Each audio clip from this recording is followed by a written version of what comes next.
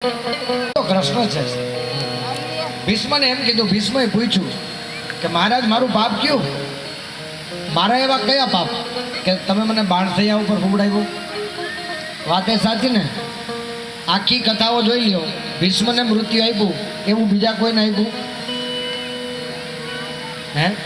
ભીષ્મને મૃત્યુ આપ્યું એવું મારા વૈષ્ણવો કથાઓ તો બહુ સાંભળો છો, ભગવદીય જુઓ તો એકાદો પ્રસંગ બતાવો કે ભીષ્મ જેવું કોઈને મૃત્યુ આપ્યું હોય. તો અહીંયા એનો અર્થ શું? શું કામ એવું થયું? બનવાનું કારણ શું? ભીષ્મ જ્યારે નાના હતા 70 જન્મ પહેલા, કેટલા?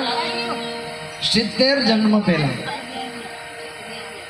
70 જન્મ પહેલા ભીષ્મ જ્યારે નાના હોય, યુવરાજ, અને હાથમાં તીર હોય અને તીર છોડે એક પક્ષીને તીર સોસરવું નીકળી જાય, લાગે શરીરમાં. હવે પક્ષીની દશા જુઓ કે આમ તીર અને વચમાં પક્ષી તડફડે અને તીર ભીષ્મએ છોડ્યું, પક્ષીને વિંધી અને જમીનમાં તીર ખૂંચી ગયું, વચ્ચે પક્ષી તડફડે. આ પક્ષીના શરીરમાંથી લોહીની ધારાઓ જાય છે. એટલે ભીષ્મ હસતા હસતા જુવાનીના અહંકારમાં, અભિમાનમાં, કારણ કે માણસને અભિમાન આવે ને ત્યારે માણસ ન કરવાનું કરે. આપણે ઘણી વખત કહીએ છીએ ને ગાની પાસે કઈ નતું થઈ ગયું એટલે બોલાવ્યો નથી થતો, 4 પૈસા થઈ ગયા એટલે જમીન ઉપર પગ નથી દેતો. અને વાત એ સાચી છે, જ્યારે તમારી પાસે પૈસા આવશે, અનીતિના આવશે, હક વગરના આવશે ને એટલે તમે સમાજથી દૂર જશો.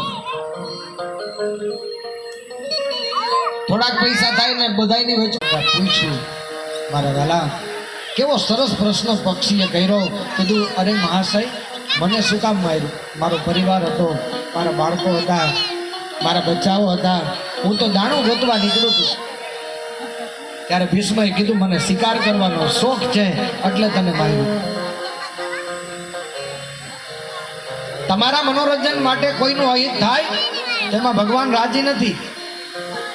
શ્રાપ આપ્યો, પક્ષીએ શ્રાપ આપ્યો કે જા મહાશય, હે રાજા, જેવું મૃત્યુ મારું થાય ને એવું તારું થશે. ત્યારે ભીષ્મએ અભિમાનમાં એમ કીધું કે તારા જેવા મામૂલી પક્ષીનો શ્રાપ